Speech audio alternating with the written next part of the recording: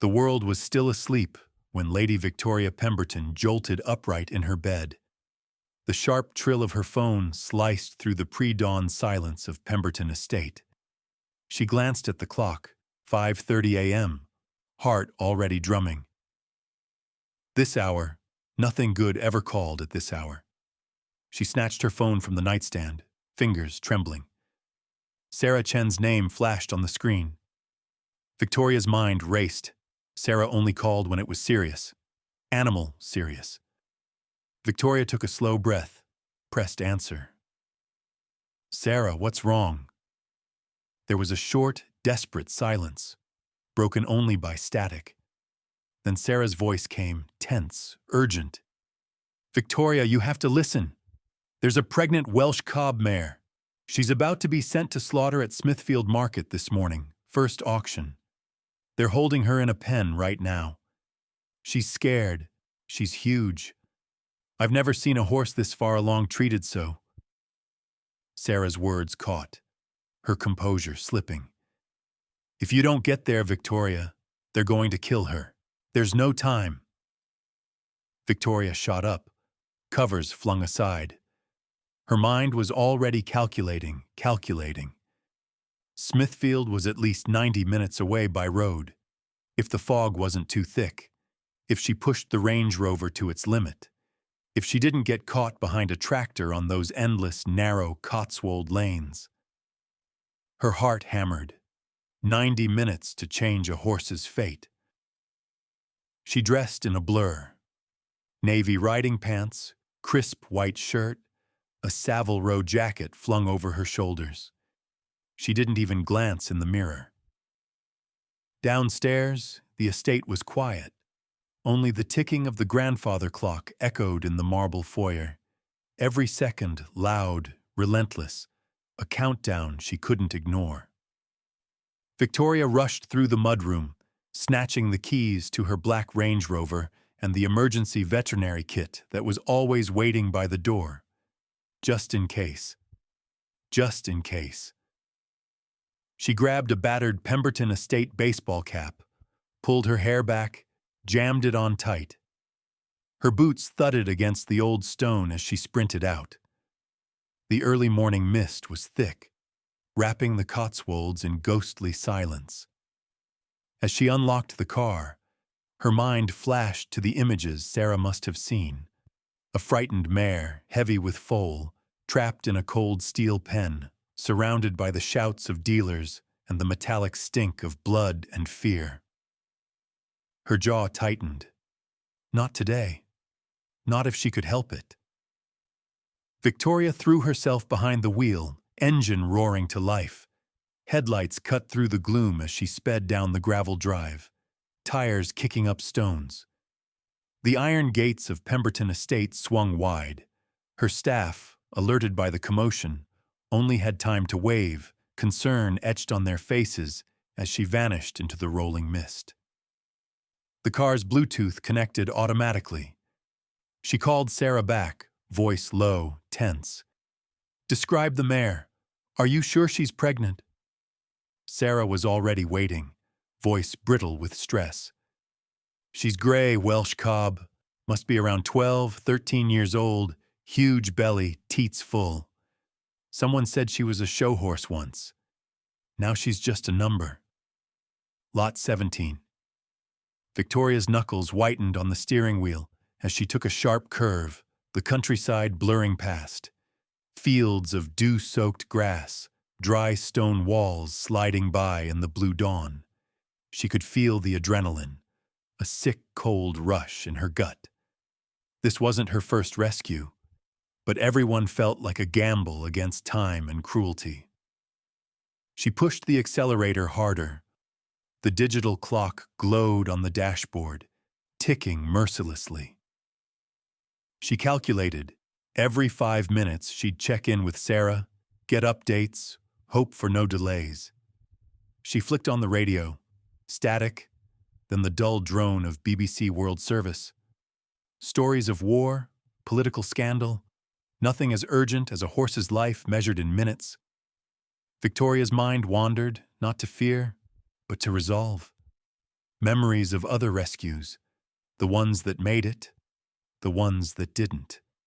She remembered being just a girl, watching her mother do the same thing, barreling through the countryside in a mud-splattered Land Rover, her voice steely. Every animal we save, Tori, is a small rebellion against all the ugliness in the world. The Range Rover rocketed through sleepy Cotswold villages, past bakeries not yet open, windows aglow with golden light. An old man walking his dog stared as she roared by, engine echoing through the stone houses. She barely noticed, eyes fixed on the winding road ahead.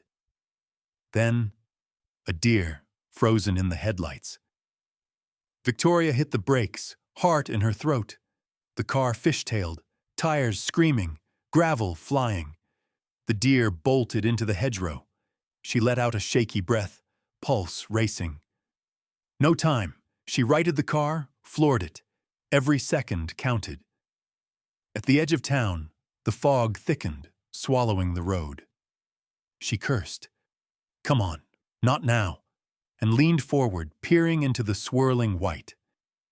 She thought of Duchess, Lot 17, her life hanging on the whim of fate and a ticking clock.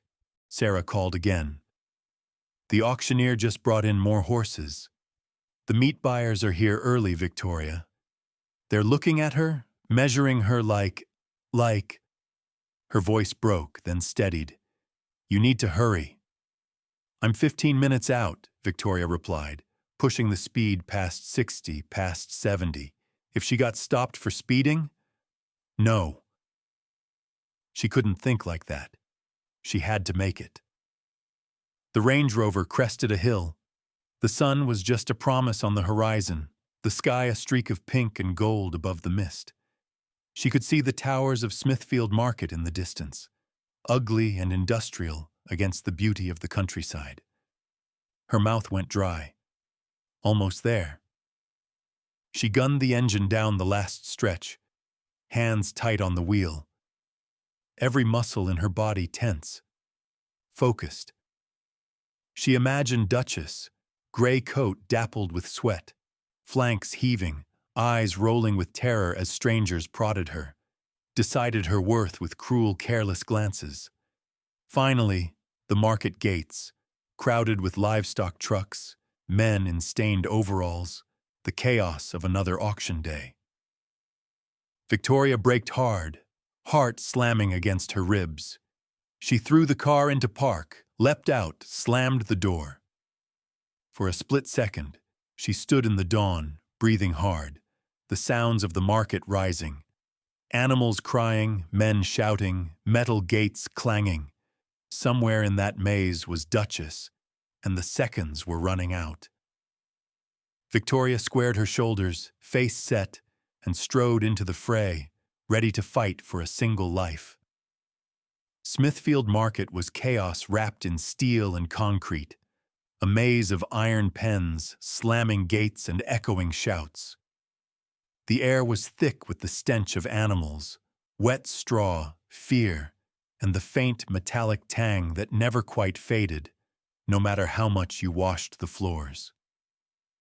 Victoria moved fast, slipping through the crowd with her eyes locked on one goal. She dodged men dragging reluctant ponies, sidestepped a mountain of feed sacks, ignoring the curious, even hostile stares from seasoned traders who could tell she didn't belong. Not really. Not to them. Above the clamor, the auctioneer's voice rang out, sharp, relentless, like the ticking of a bomb. Lot 17 coming through. Prime Welsh Cob, grey, sound for work or meat. The words sliced through the air. Victoria's heart lurched. That was her cue. Sarah appeared from behind a battered gate, waving frantically. She's this way. But hurry, the French buyer is already eyeing her. Victoria pushed past a wall of bodies, men and women jostling for space. Their faces were hard, some bored, some calculating. Others only here to see if luck would hand them a cheap animal to flip for profit. She caught a glimpse of Duchess. The mare was larger than she'd imagined, belly round and low, gray coat dull under the fluorescent lights, trembling in a cramped pen. Her eyes were wide, white-rimmed, and desperate. Victoria's throat tightened. Duchess was not just frightened. She was exhausted, nearly spent, swaying on her feet. Her breath steamed in the morning chill. The auctioneer banged his gavel, voice booming. "Lot 17! Who'll start me at 400? A meaty man in a flat cap shot his hand up. 400! Another in muddy boots called out, 450! Victoria stepped forward, her voice ringing. 500! A ripple went through the crowd. Heads turned. It wasn't every day that Lady Victoria Pemberton showed up in her Savile Row jacket, her posture military straight, eyes icy blue and unblinking. The French buyer, lean and sharp-eyed, smirked and tipped his hat. 550, he said in accented English, barely glancing at Duchess. The bidding picked up. 600, 650, 700. The auctioneer worked the room, sweat gleaming on his brow, eyes darting between Victoria and the Frenchman. Victoria locked eyes with her opponent, refusing to blink, every muscle coiled tight. She could feel the pulse in her throat. 1 beat, 2, 3, like the pounding of hooves on turf. 750? Victoria's voice didn't waver. The Frenchman arched an eyebrow, shrugged as if it were all a game. 800, he said softly, almost taunting. Sarah edged closer, whispering, "He's the biggest meat dealer in Lyon. He won't stop unless you make it clear." Victoria nodded, never looking away from the auctioneer. 850, she called. The Frenchman hesitated, just for a second. Then, 900. The crowd tensed, the air tight with anticipation, as if everyone knew this was more than just another horse sale. Somewhere, a child cried, a truck's engine revved, time seemed to slow. Victoria didn't blink. 1,000! The auctioneer's gavel hovered in the air. The Frenchman looked her up and down, calculating, then sneered. "For a mare so close to death? You are mad, madame." He raised his hand anyway. 1,050. Duchess let out a broken, whinnying sound, half plea, half terror. Victoria saw the mare's knees buckle. She felt a sudden urge to scream, "No!" But instead, she bit down on panic, remembering her mother's words. "Hold your ground, even when you're scared." 1,100, Victoria shot back, voice ice and steel. A hush swept over the ring. The auctioneer looked between them, eyes wide. The Frenchman paused, lips pressed thin. He glanced at Duchess, then back at Victoria. 1,150, he said, voice low. Victoria's heart hammered. She thought of the estate, the ever-growing bills, the rescues they could afford, or couldn't. But then she thought of Duchess, her foal, the life inside her. Some things you couldn't put a price on. 1,200, she snapped. The Frenchman smiled coldly. Non. He lowered his hand, turning away. The auctioneer slammed the gavel down. Sold! Lot 17 to Lady Victoria Pemberton! The crowd burst into a mix of mutters, applause, a few derisive jeers. Waste of money, someone grumbled. Should have gone for sausages.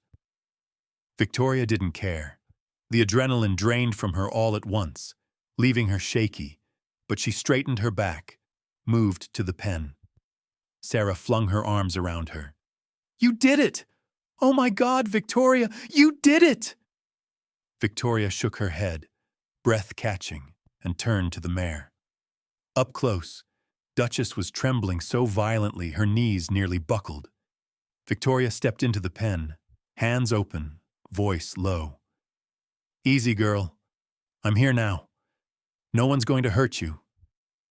Duchess shivered, eyes rolling, but she didn't back away. Victoria slowly reached out, touching the horse's neck, feeling the heat, the fear, the exhaustion. "You're safe," she whispered. "I promise." A flashbulb went off. Someone snapping pictures, already posting to social media. Sarah glared. "Ignore them," she muttered. "Let's get her out of here before the press show up." They worked together, gently coaxing Duchess into the waiting trailer. The crowd watched, some with curiosity, some with contempt. The Frenchman stood at the edge, arms folded, scowling as Duchess disappeared inside. Victoria paused at the trailer door, looking back at the auction ring. The pens, the noise, the stink. She knew this wasn't the last fight, but for now, she'd won. Duchess had another chance, and so did her unborn foal. As the trailer doors closed, Victoria felt a surge of hope, fragile, flickering, but real. She pressed her palm against the cool metal, whispered, "Let's go home." The engine rumbled softly as Victoria guided the Range Rover out of Smithfield Market, the horse trailer following like a lifeline behind her. The sun had barely risen, its first rays slicing through the heavy mist that curled over the Cotswold hills. The city noise faded quickly, replaced by the steady hum of tires on country roads and the deep, anxious breaths of Duchess inside the trailer. Victoria kept one hand tight on the wheel, the other hovering over her phone, just in case Sarah needed to call with updates. Her pulse still hadn't settled since the auction. The adrenaline lingered, mixed with a strange tenderness every time she glanced in the rearview mirror and caught a glimpse of the anxious, gray face peering through the trailer's small window. She took a deep breath, rolling down her window to let the cool morning air clear her head. For a moment, she simply listened to the wind, the rhythmic clop of Duchess shifting her weight in the trailer, the countryside waking up around her. The Cotswolds stretched in all directions, rolling green hills, ancient dry stone walls, fields dotted with grazing sheep and early light sparkling on dew. Even now, after years living here, Victoria felt awed by the peace of this land. It was her sanctuary, the place her family had called home for 3 centuries, and today, she hoped it could be a sanctuary for Duchess too. As the road wound through small villages, Bourton on the Water, Stowe, Lower Slaughter, Victoria spotted children on bicycles, postmen starting their rounds, old men chatting over stone fences. She remembered her own childhood rides with her mother, the stern but kind matriarch who'd taught her that every life mattered. Even then, Victoria had understood that her family's legacy was more than land and titles. It was the lives they saved, the animals given a second chance, the quiet courage to stand against cruelty, no matter the cost. The Range Rover slowed as she reached the old stone bridge by Windrush Stream. She lowered the window, letting the sound of running water and birdsong fill the car. In the trailer, Duchess shifted again, nostrils flaring as she caught the scent of green fields and fresh air, a world away from the terror of the market. Victoria's lips curled in a small, private smile. "Almost home," she murmured, as if the words might reach the frightened mare. Her phone vibrated. Sarah's name flashed on the screen. Victoria answered, voice calm. "We're 15 minutes out. How's everything at the estate?" Sarah's reply came quick and steady. "We've got the foaling stall prepped. Fresh straw, all the monitors set up, the vet equipment's ready. I called James Whitmore at DEFRA to register Duchess as an official rescue. He's coming by later to check the paperwork, but he sounded relieved you got her." Victoria allowed herself a small sigh of relief. Sarah was the most thorough vet she'd ever known, and her presence meant everything was truly ready. "Thank you, Sarah. Let everyone know we'll need quiet, and maybe an extra pair of hands in case she panics getting out of the trailer." "We'll be waiting at the gate," Sarah promised. Victoria drove the last stretch slowly, turning onto the long gravel drive that wound through the estate's ancient oaks and fields. The main house stood at the crest of the hill, golden Cotswold stone glowing in the morning sun, ivy spilling down the walls, window boxes bursting with flowers. Surrounding it were pastures, old stables, the rescue paddocks, and at the far end, the new veterinary barn built just for cases like Duchess. As the trailer rolled to a stop by the barn, Victoria spotted her team waiting. Sarah in her signature navy scrubs, two stable hands holding ropes and blankets, and even Mrs. Atkinson, the housekeeper, craning her neck from the kitchen door. There was a hush, a sense of anticipation, as if everyone knew this moment mattered. Victoria stepped out first, moving to the trailer door. She took a long, steadying breath, then unlocked the ramp, letting it fall with a soft thud into the straw. For a moment, nothing happened. Then, slowly, Duchess appeared, head low, ears flicking nervously, belly swaying with each trembling step. The morning sun caught her silver coat, making it shimmer against the gloom inside the trailer. Her eyes were wide, searching, but there was a flicker of hope, something softer, when she saw the open field beyond the barn. Sarah stepped forward, voice gentle. "Easy, girl. You're safe now. Come on." Victoria joined her, holding out an apple. Duchess hesitated, nostrils twitching, then inched forward, driven by hunger and perhaps some fragile trust. With careful words and patience, they guided Duchess down the ramp and into the barn, where the foaling stall waited. Clean straw, fresh water, a pile of sweet hay. The mare paused in the doorway, shivering, then finally stepped inside. Her muscles sagged with exhaustion, relief, and the slow realization that no hands would strike her here. She dropped her head, lips working at the hay, chewing slowly as if she hadn't eaten in days. Sarah checked her over. Heart rate, temperature, a quick ultrasound to confirm the foal was still alive and well. "She's exhausted but strong," Sarah announced, relief softening her features. "I think, with luck, she'll foal in the next 48 hours. She just needs quiet. No more fear." Victoria smiled, feeling her own tension dissolve. She glanced around the stall, at Duchess, already calmer, at Sarah fussing with the monitors, at the sunbeams falling through the stable window, dust swirling like gold in the light. For a moment, she allowed herself to believe in miracles. She walked outside, leaning against the paddock fence, gazing over the land her family had tended for generations. In the distance, the hills rolled on forever, sheep grazing in patchwork fields, birds wheeling above the oaks. She thought of all the animals that had passed through Pemberton Estate, some rescued, some lost, each one leaving a mark. Inside the barn, Duchess let out a low, contented sigh, and finally lay down on the fresh straw, safe for the first time in a long while. The tension of the market, the fear and noise seemed to melt away, replaced by the quiet promise of a new beginning. Victoria closed her eyes, the sound of horses nickering in the distance, her own breath finally even and calm. For this one mare, this one morning, the world was safe and full of hope.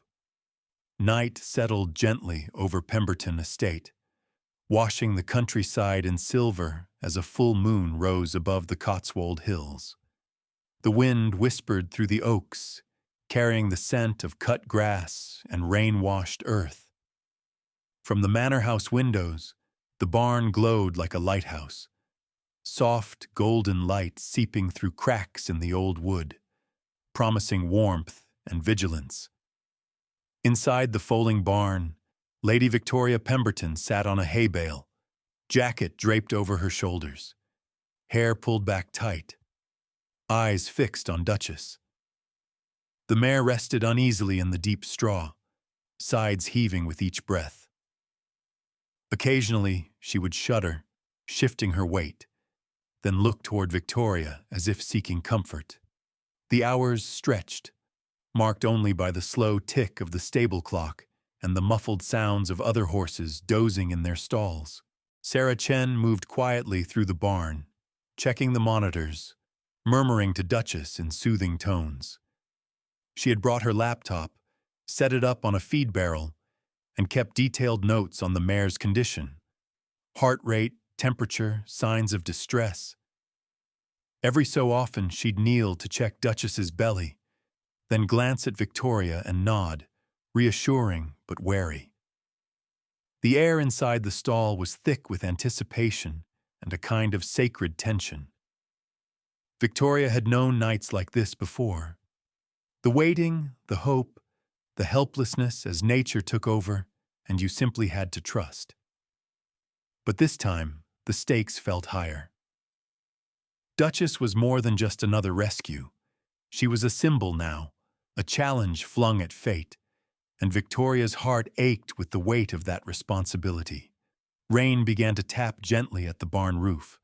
The world outside faded, narrowing down to the soft glow of the stall, the quiet breathing of horses, and the anxious rhythm of Duchess's labor. Sarah finally perched on the edge of the stall, stethoscope draped around her neck. "She's close, Victoria. Her contractions are getting stronger, but it could still take hours, or just minutes. First foals are always a wild card." Victoria nodded, leaning forward, elbows on her knees. "I'll stay with her. You get some tea." Sarah smiled, grateful, and ducked out to the break room, leaving Victoria alone with Duchess. The silence grew thick, punctuated only by the mare's restless movements. Victoria began to speak softly, half to herself, half to the trembling animal before her. "You've made it this far, girl. You've survived things no one should. You're safe here. I promise you, you're safe."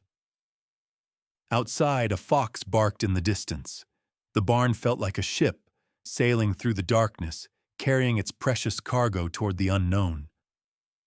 The minutes crept by, Victoria's thoughts circling, memories of other births, some joyous, some heartbreaking. She thought of her mother, how she'd sat like this years ago, holding Victoria's hand as they waited for a foal to draw its first breath. Just before 2:30 a.m., Duchess let out a sharp, guttural sound, louder and more desperate than before. She shifted, pawed at the straw, and then lay down heavily, legs tucked and nostrils flaring. Victoria called out, "Sarah!" And in seconds, Sarah rushed back, pulling on gloves, grabbing her kit. "She's starting," Sarah said, her voice steady but her eyes wide. Victoria stood, heart in her throat, watching as Duchess began to strain, sides convulsing with effort. The labor was sudden, intense, raw, a battle waged in sweat and darkness. Sarah knelt by the mare, hands gentle but sure. "Come on, Duchess, push, that's it, girl." Victoria hovered, useless but unwilling to step back, gripping the stall door so hard her knuckles blanched. Duchess whinnied, a high, keening note of pain and fear, and for a moment, Victoria felt every beat of it in her own bones. Minutes dragged like hours. Duchess's sides rippled with the effort, eyes rolling white with exhaustion. Then, finally, Sarah's face broke into a grin. "I see feet, white stockings, just like her mother." Victoria's breath caught. She felt tears prick her eyes, unbidden, as the miracle unfolded. With one final, monumental push, Duchess delivered her foal, a glistening silver shape tumbling into the straw. For a heartbeat, the world held its breath. Sarah moved quickly, clearing the foal's nose and mouth, rubbing her with clean towels. "She's breathing. She's perfect. Come on, little one." The foal coughed, blinked, and then let out a soft, uncertain nicker, a fragile declaration of life. Victoria knelt beside them, hands shaking. The foal, Celeste, she would call her Celeste, was breathtaking. Tiny, legs impossibly long, silver coat shining in the barn light, a star-shaped blaze bright on her forehead. Duchess, spent and trembling, stretched her neck to nuzzle her new daughter, the two horses touching noses for the first time. Sarah sat back on her heels, beaming, tears streaking her cheeks. "She's strong, Victoria.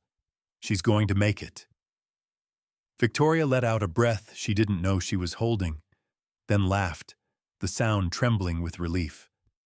She stroked Duchess's mane, whispering, "You did it, girl. You both did it." For a long while, no one moved.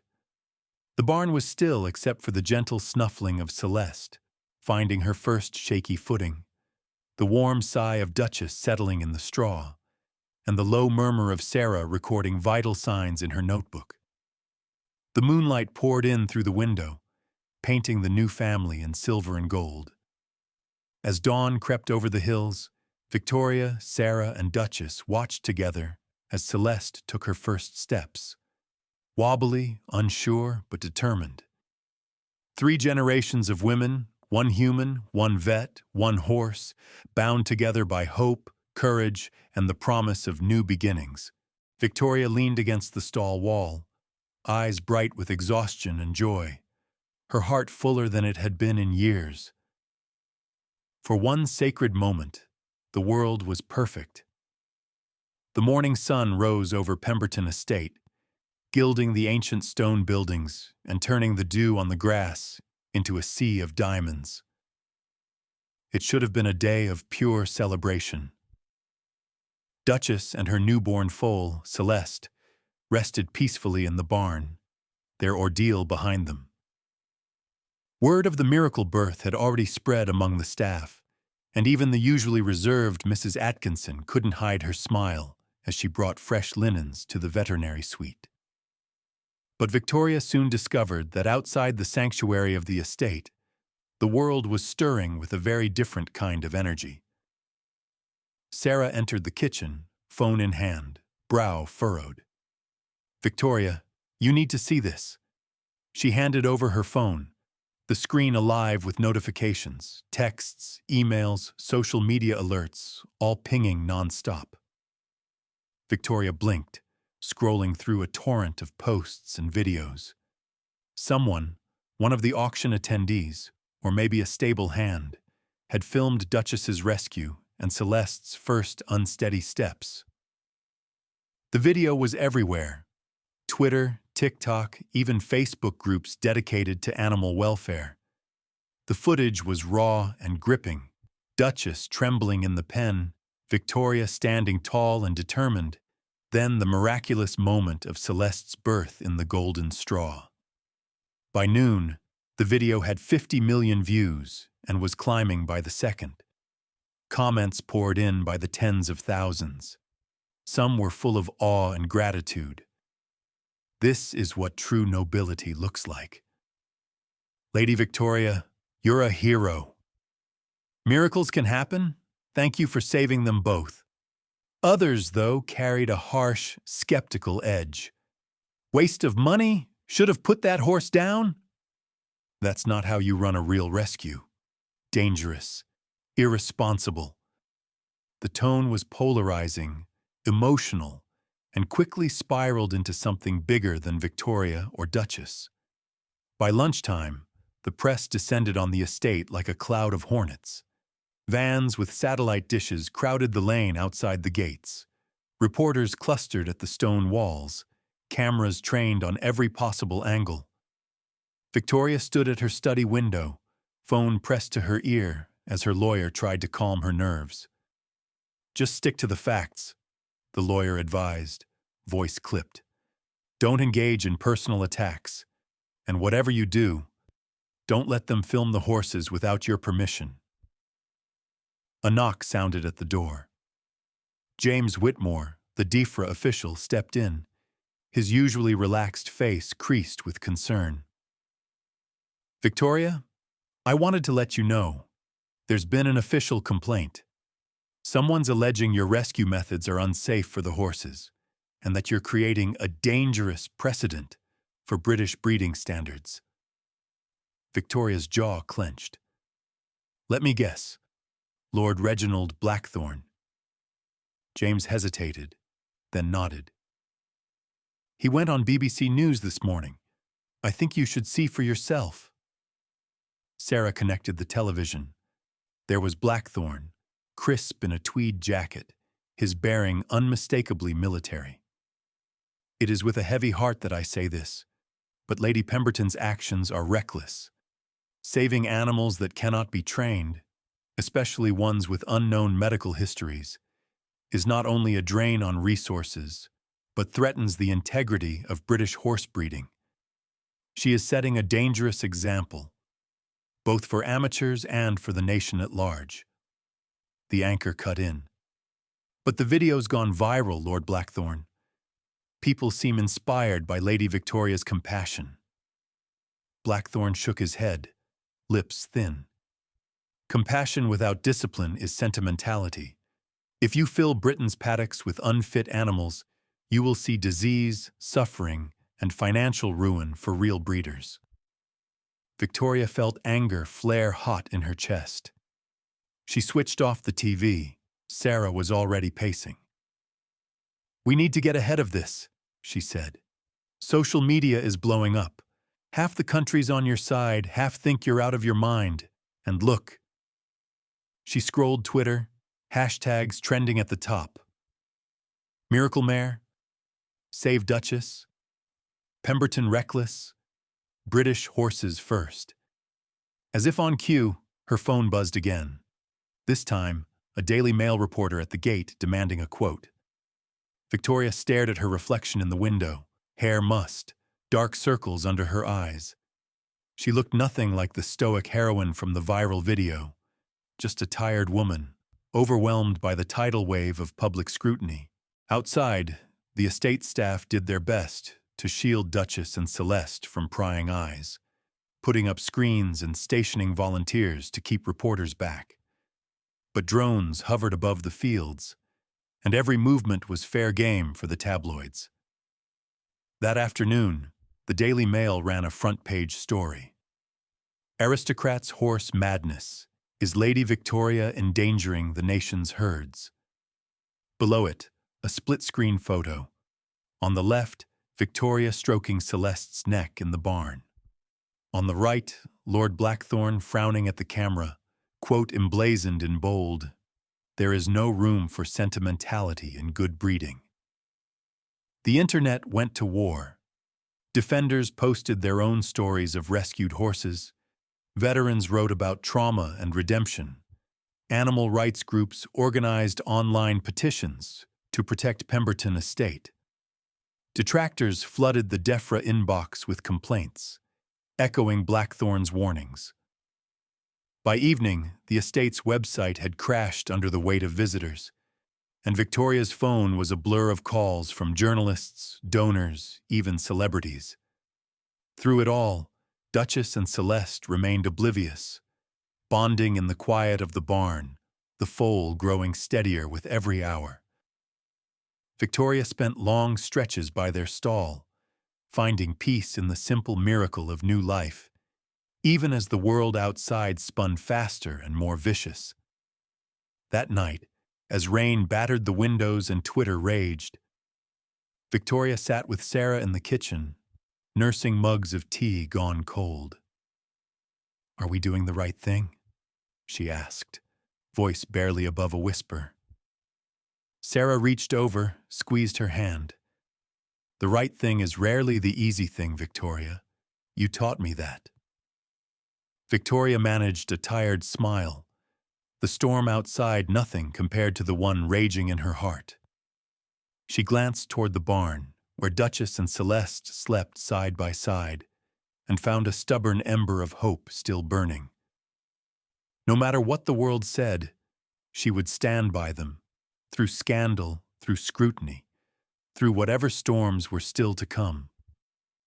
The controversy reached a boiling point on a crisp, gray morning, the kind of day when the fog clung to the Cotswold hills and every breath tasted of damp earth and tension. Pemberton Estate, usually a place of tranquility, felt more like a fortress under siege. Reporters still loitered outside the stone walls, their voices muffled by the mist, while inside the estate, staff moved with quiet urgency, keeping Duchess and Celeste hidden from prying eyes. Victoria dressed with deliberate care, donning traditional English riding clothes. Cream jodhpurs, polished boots, a tailored navy jacket, and her mother's old silk scarf at her throat. She knew today was not just about horses, but about honor, legacy, and the future of everything she had built. Before stepping outside, she paused at the front door, gathering herself, then strode out across the dew-soaked lawn. A convoy of dark SUVs crunched up the gravel drive, headlights cutting through the haze. Lord Reginald Blackthorne emerged from the lead car, a wall of DEFRA officials behind him. He looked every bit the old military man, straight-backed, hawk-eyed, with an aura that demanded obedience. James Whitmore, the DEFRA inspector Victoria knew best, looked uncomfortable, shuffling a stack of papers as he approached. Victoria met them at the old iron gates, her posture as rigid as Blackthorne's. The air between them was electric, the silence thick with all the things left unsaid. Duchess and Celeste watched from a distant paddock, the foal peeking nervously from behind her mother's side. "Lady Pemberton," Blackthorne said, removing his gloves with slow, deliberate precision. "You know why we're here." She nodded, voice steady. "You're here to assess the safety of my horses, and I suspect, my entire rescue operation." Blackthorne's gaze flicked to the barn, then back to Victoria. "We're here because you have endangered animals, and the reputation of British horse breeding. You know as well as I do, there are protocols, standards. One cannot simply bring any beast in off the street and expect the world to applaud." Victoria bristled, hands folded in front of her, but she kept her tone measured. "I'm not asking for applause. I'm asking for a fair assessment according to the law. Duchess is under veterinary care, and Celeste is thriving. You may inspect them, but you do so as guests, on my land, and under my supervision." The DEFRA officials exchanged glances. Whitmore looked torn, caught between duty and empathy. Blackthorne's lips pressed into a thin line. "We'll begin with the barn," he said. They walked in tense silence through the misty paddocks, boots crunching on the gravel, past curious rescue horses who watched with ears pricked. The barn itself smelled of fresh straw and lavender disinfectant. Sarah waited just inside, arms folded, her face a mask of professionalism. Blackthorne paused at the stall, his sharp eyes sweeping over Duchess and Celeste. The mare watched him warily, nostrils flaring, her body angled protectively around her foal. Celeste, already steadier on her long legs, peeked out, then hid again. Whitmore spoke first, clipboard in hand. "Lady Pemberton, can you confirm vaccination records and current health assessments?" Victoria nodded, passing over the documents. Sarah added, "Duchess is monitored 24/7. She's healthy, though underweight from her ordeal. The foal, Celeste, is strong. No sign of congenital issues. We've documented every step since her rescue." Blackthorne peered over the paperwork, unimpressed. "Monitoring is all well and good, but what about temperament? Rescue horses can be unpredictable, dangerous. Are you prepared for the consequences if one of your animals injures someone? Or worse, spreads disease? Victoria's eyes narrowed.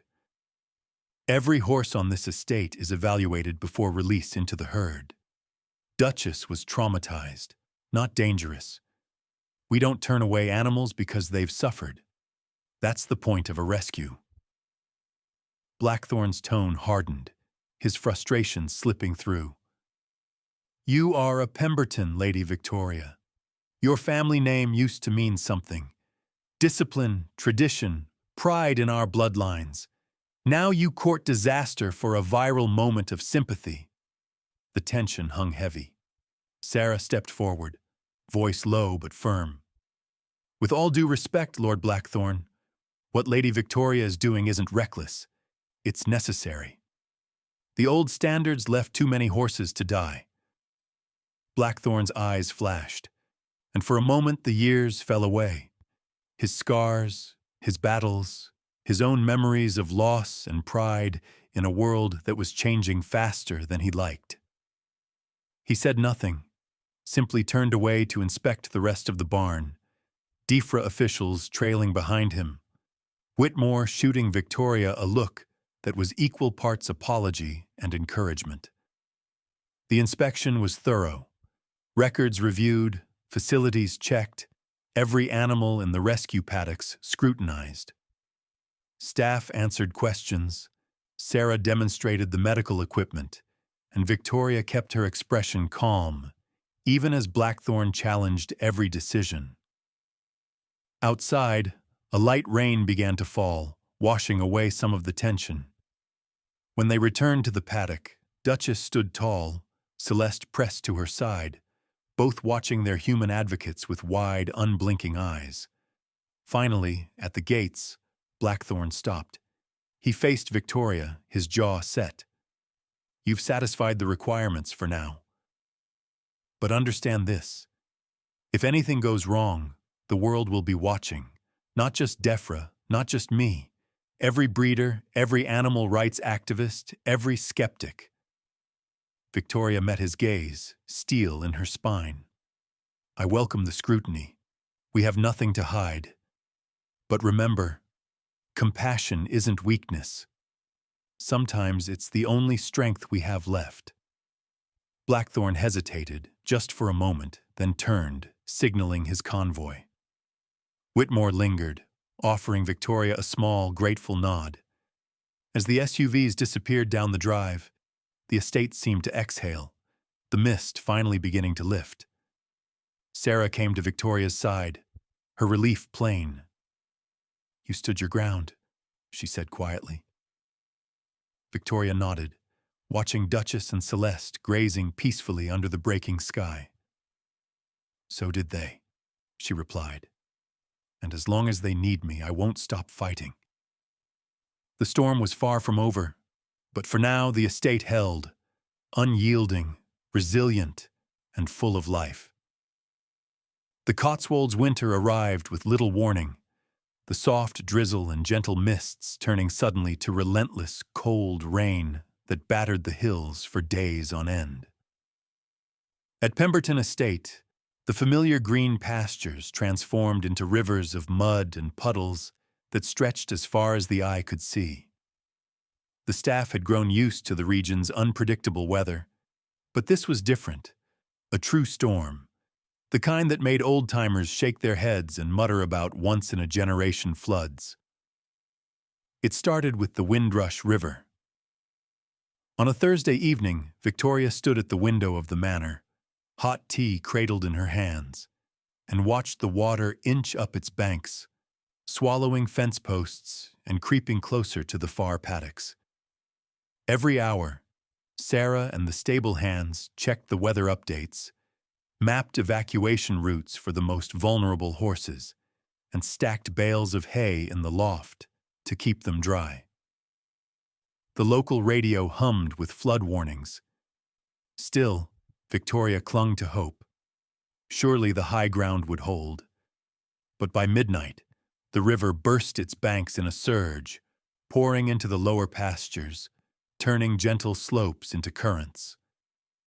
The air was heavy with electricity. The wind howled and branches thrashed against the old barn's walls.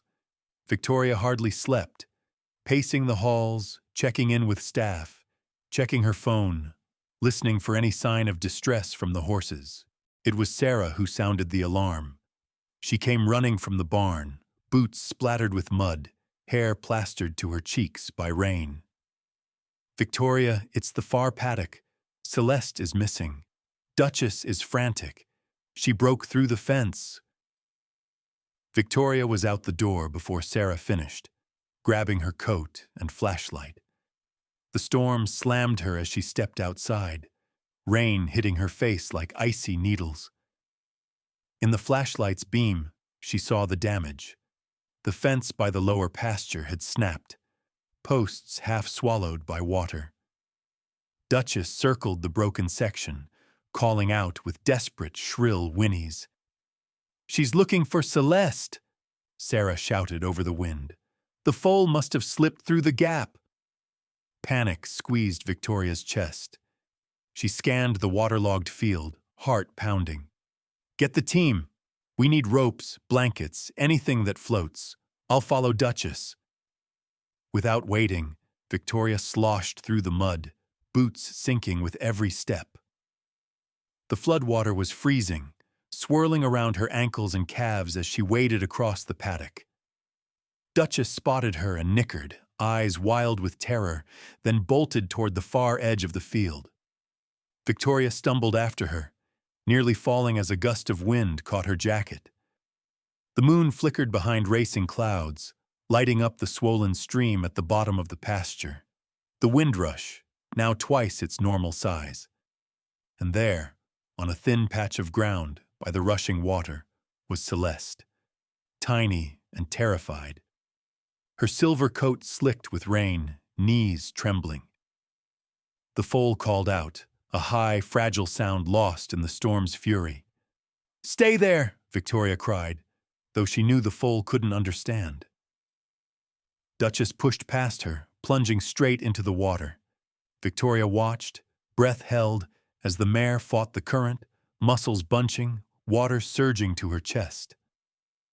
Duchess reached the opposite bank, scrambled onto the narrow rise beside her foal, and pressed her body around Celeste, shielding her from the worst of the rain and wind. Victoria's flashlight wavered. She turned, shouting for the stable hands, who appeared in the darkness with ropes, halters, and headlamps.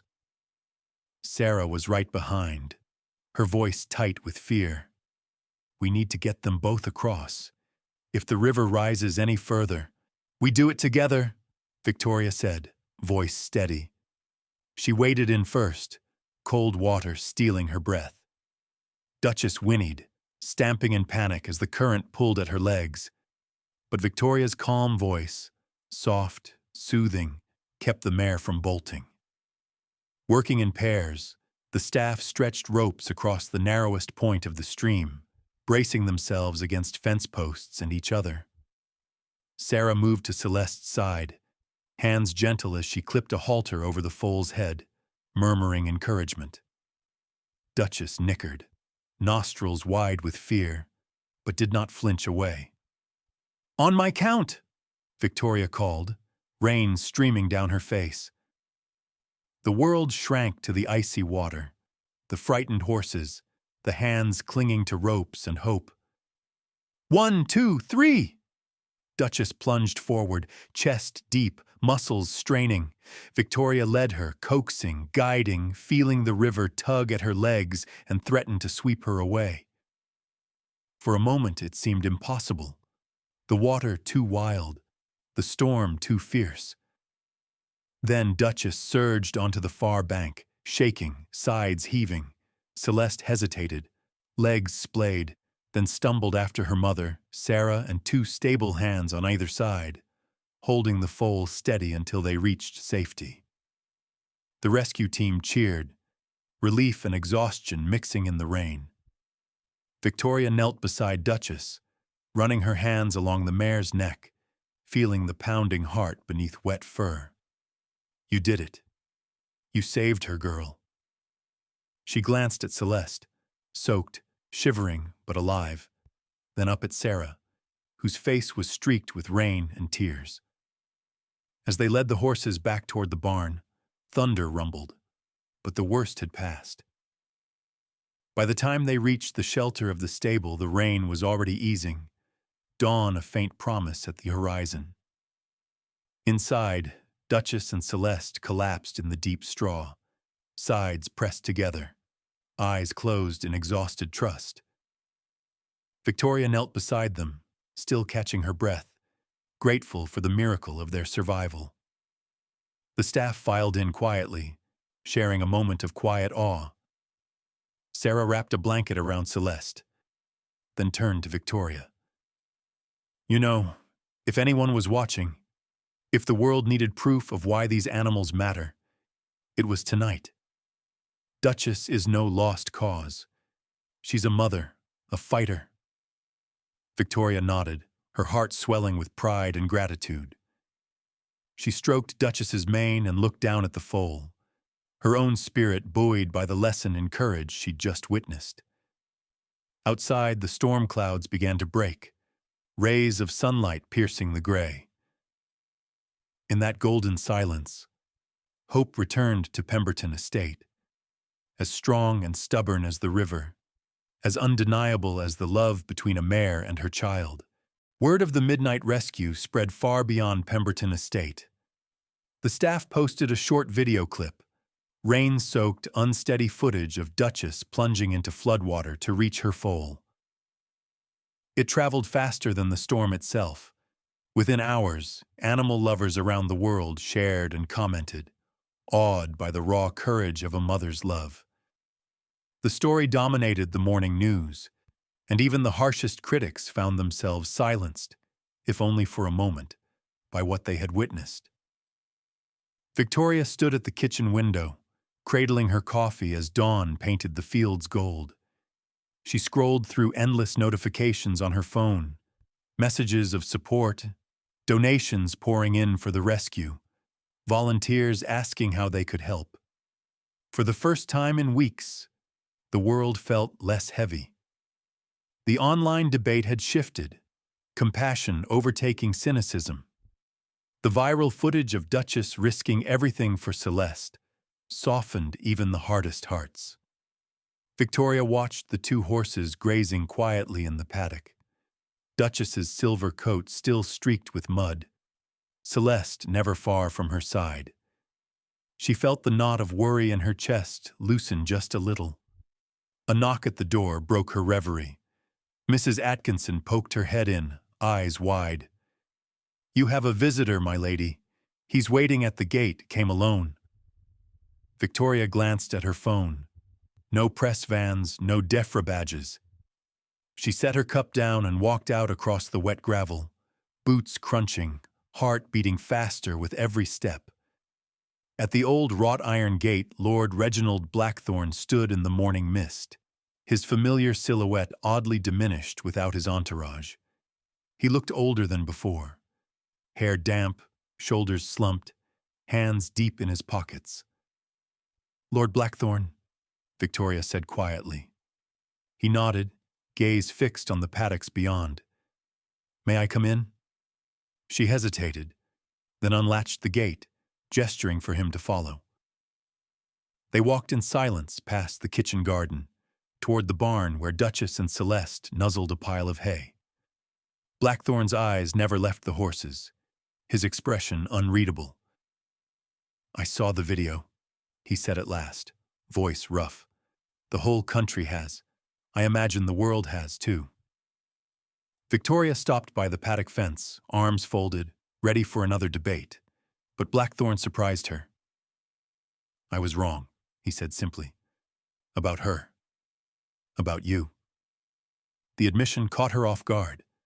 She studied his face, creased with regret, eyes shadowed with old grief. "You were doing what you thought was right," she replied softly. "You believe in discipline and standards, so do I. But sometimes, compassion is the only thing that saves us." Blackthorne nodded, his gaze dropping to his boots. I lost a horse once, in Afghanistan. Best mare I ever trained. Smart, brave, too brave maybe. She was killed by an IED. Afterward, I told myself not to get close again. It's easier to make rules, to draw lines, than to let yourself hope. He paused, voice trembling. Watching Duchess last night, she reminded me what real courage is. I forgot what it meant to fight for someone who can't fight for themselves. Victoria let the silence settle between them. The only sound, the soft nickering of Duchess as Celeste bumped her side. Slowly, Blackthorne approached the fence, reaching out a hand. Duchess watched him warily, ears flicking, but she did not shy away. Instead, she stepped forward, nostrils flaring, and pressed her nose gently to his open palm. Blackthorne closed his eyes for a moment, as if letting the mare's warmth melt the last of his defenses. When he opened them, there was a wetness there that surprised Victoria.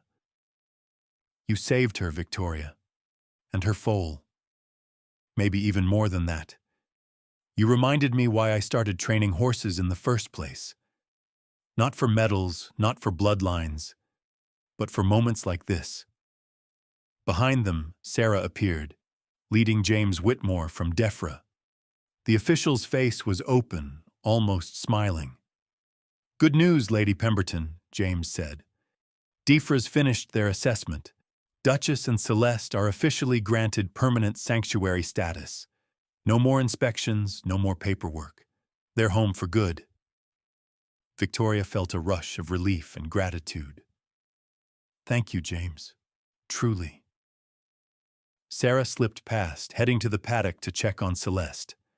Blackthorne lingered by the fence, gaze soft. If you'll have me, I'd like to come by again. No reporters, no debates, just to help if you need an extra hand. I'm starting a new project. Humane training for retired service horses. I could use some advice from someone who knows a thing or two about second chances. Victoria smiled, something genuine and unburdened warming her chest. You're welcome here any time, Reginald. They stood together for a long moment, watching Duchess and Celeste graze in the clean, rain-washed light. There was nothing left to argue about, just the simple truth that, for all their differences, they both cared fiercely about these animals, about the land and the lives entrusted to them. The world, once so sharp with judgment and noise, seemed to hush around them. In that gentle silence, forgiveness flowed, not just between rivals, but within themselves. Blackthorne let out a breath, almost a laugh. You know, if the tabloids saw us now, they wouldn't know what to write.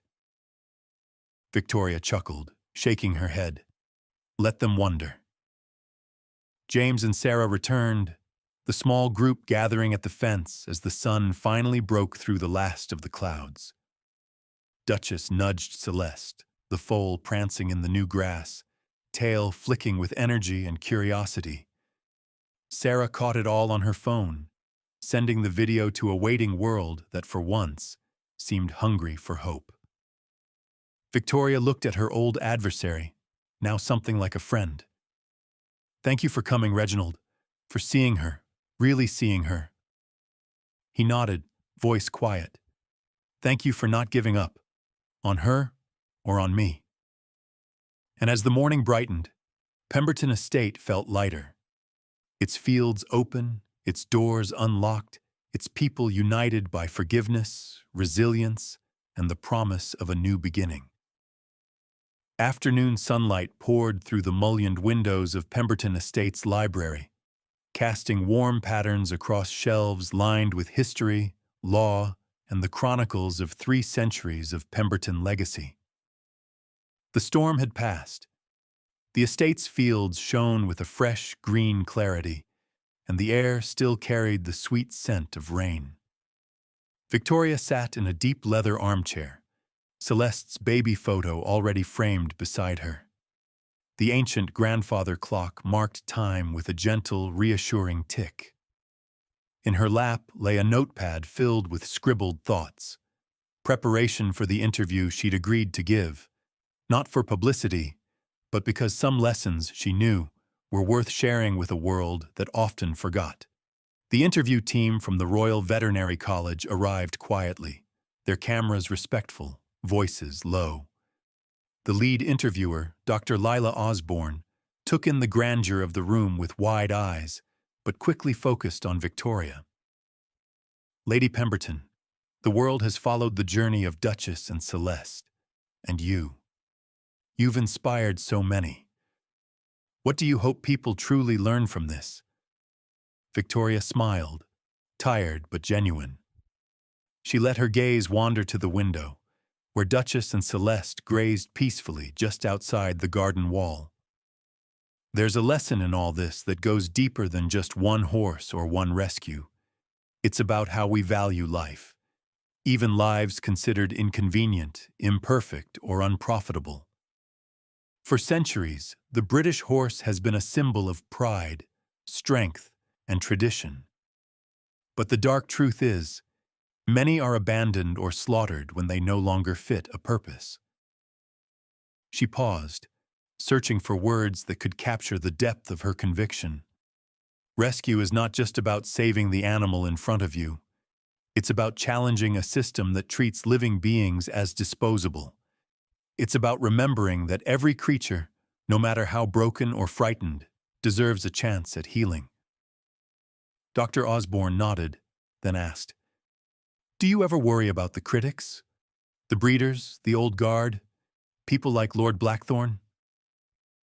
Victoria glanced at a faded photo of her mother, another stubborn woman who'd fought for change in quieter times. "I do worry, yes. There's a real need for standards in breeding, for biosecurity, for safety. But standards without compassion become cruelty. If all we value is bloodlines, we forget the heart. We forget that animals grieve, hope, fight, and love. That's why Duchess's story matters. She's not just a lost cause. She's a testament to resilience.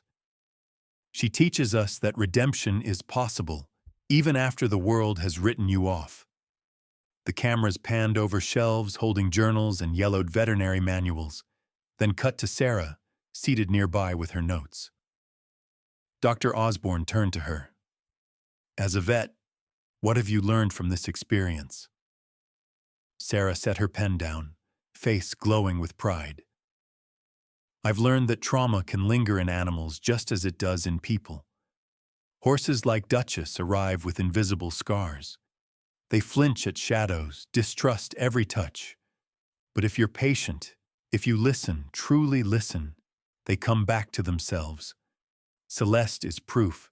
She's curious, joyful, open to the world. Not despite her beginnings, but because someone believed in her." Victoria added, "It's a cycle. Pain can beget pain, but healing can beget healing too.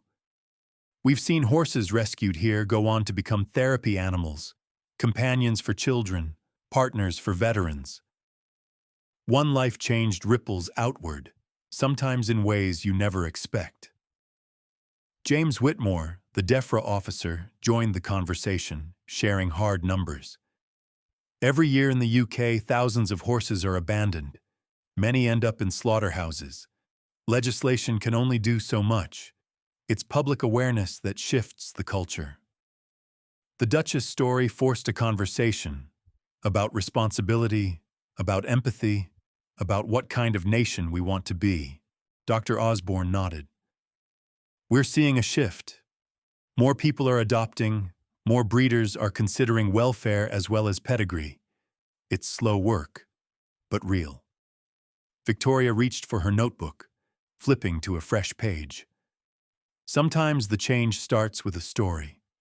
My mother used to say, 'One horse saved may not change the world, but for that horse, the world is forever changed.' I think the same goes for people. The world may never be perfect, but each act of mercy matters." The conversation turned to history. Victoria spoke of the estate's archives, documents chronicling centuries of horse breeding, war service, even famine. She described medieval laws that once protected workhorses, only to be discarded when progress rendered them obsolete. We must learn from our past, not just honor it. If we hold to tradition only when it serves us, we miss the heart of what it means to steward life. The cameras lingered on Duchess and Celeste outside. The foal had grown strong, her legs steady, her eyes bright with curiosity. Children from the local village now visited on weekends, reading to the horses, learning the quiet discipline of care. Victoria led the crew outside, where she crouched beside Celeste, the foal's soft muzzle nudging her hand. "This is what I want people to remember," Victoria said, voice quiet but fierce. "Redemption is real. It requires work, patience, sacrifice, and sometimes defiance. But it's worth it. Every second chance granted is an act of faith, in the animal, in ourselves, in a better world." Dr. Osborne concluded the interview with a final question. If you could say one thing to those watching, those who may never meet Duchess or Celeste, what would it be? Victoria looked into the camera, steady and unflinching. Don't underestimate the power of kindness. Don't walk past suffering because it's inconvenient. The smallest act, a rescue, a donation, a gentle touch, can change a life. And every life changed changes us in return. The interview team packed up in silence, visibly moved. As they drove away, Victoria remained by the fence, watching Celeste gallop across the pasture, Duchess trotting behind. The lesson lingered, quiet, persistent, as enduring as the estate itself. For Victoria, for the horses, and perhaps for all those who witnessed their journey, it was a lesson that would last far beyond the season's end. 6 months after the storm, Pemberton Estate was transformed. Where there had once been the anxious hush of uncertainty and the sting of public scrutiny, now the fields buzzed with laughter, the steady rhythm of hooves, and the low hum of life fully lived. Spring brought wildflowers to the pastures, and with them families, students, and animal lovers eager to learn, volunteer, and bear witness to a story that had moved a nation. The new educational wing, built with funds from the tidal wave of donations, stood bright and welcoming just past the old stables. Its classrooms opened onto the rescue paddocks, where Duchess and Celeste became living lessons, ambassadors for compassion, hope, and the courage to begin again. Children in brightly colored jackets pressed their faces to the fence, wide-eyed as Sarah and her team led interactive talks about equine care and welfare. A mural, painted by local artists and inspired by the viral footage, stretched across one wall. Duchess, mid-leap, braving the flood, Celeste at her side. Victoria's silhouette steady at the barn door. One April morning, Victoria stood at the edge of the teaching field, hands in the pockets of her riding jacket. She watched as a group of schoolchildren gathered around Duchess, listening raptly as Sarah described how to read a horse's body language. Celeste, bold and curious, let the children stroke her neck, their giggles ringing through the fresh air. Nearby, Lord Blackthorne directed a small team of young veterans, coaching them in humane training methods with a gentle thoroughbred retired from police service. No longer the rigid skeptic, Blackthorne now brought his expertise to those who needed a second chance, guiding them to see the worth in every life, no matter how unlikely. His own project, a humane training center for retired service horses, had launched just miles away, the two programs now deeply connected. James Whitmore arrived for a scheduled check-in, though he spent most of his visit simply smiling at the transformation. He handed Victoria an official DEFRA certificate recognizing Pemberton Estate as a national model for animal welfare and rescue education. "What you've done here," he said, voice thick with admiration, "it's more than just a safe haven. It's a movement." Victoria accepted the certificate, emotion swelling in her chest. "It's not just me. It's Sarah, the volunteers, the community. Everyone who believed a different future was possible. Even the critics made us stronger." After lunch, local press gathered for a ceremony marking the estate's new status. Victoria spoke from the old stone steps, her voice carrying over the crowd. "6 months ago, we were fighting for a single life. Today, Duchess and Celeste stand as proof that no rescue is ever wasted. Every act of courage, every moment of compassion, ripples outward, changing lives in ways we can't always see. The world watched their story, and because of it, more horses than ever before have found safety. Not just here, but across the country." She paused, looking out at the faces before her. Students, animal advocates, skeptical farmers now converted to her cause, and a few who still needed convincing. "We honor tradition not by refusing change, but by growing with it. The old ways taught us discipline. The new ways remind us that mercy and progress go hand in hand." When the applause died down, Blackthorne took the stage beside her. He shared his own journey, not of certainty, but of learning to let go of pride and open himself to transformation. "I once believed only the strongest bloodlines deserved to survive. But I see now, the truest strength is the willingness to care, to risk your heart, and to admit when you are wrong. Duchess taught me that. Celeste taught me that.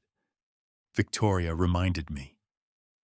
After the crowd dispersed, Victoria wandered down to the lower pasture, where Duchess and Celeste grazed beneath an old oak tree.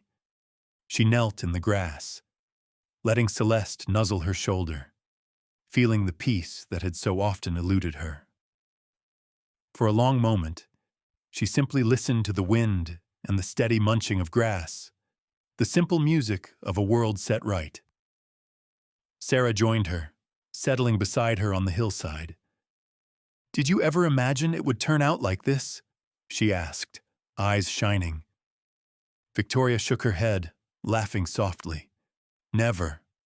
I hoped for a miracle. I never expected a legacy."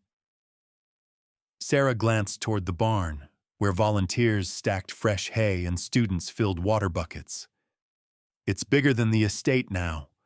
People are starting their own rescues. Kids are talking about animal welfare at school. You've changed things." Victoria grew thoughtful, remembering the darkest nights, her doubts, the public outcry, Blackthorne's harsh words. "We changed things. All of us. Even Duchess and Celeste. They changed things just by surviving, by loving each other. They proved that no one is beyond saving." Later that evening, as the sun dipped behind the Cotswold hills, Victoria gathered with the staff for a small celebration in the barn. They raised glasses of cider, laughter echoing among the rafters. Victoria delivered a short, heartfelt toast. To new beginnings, to second chances, and to every person and animal who finds their way home.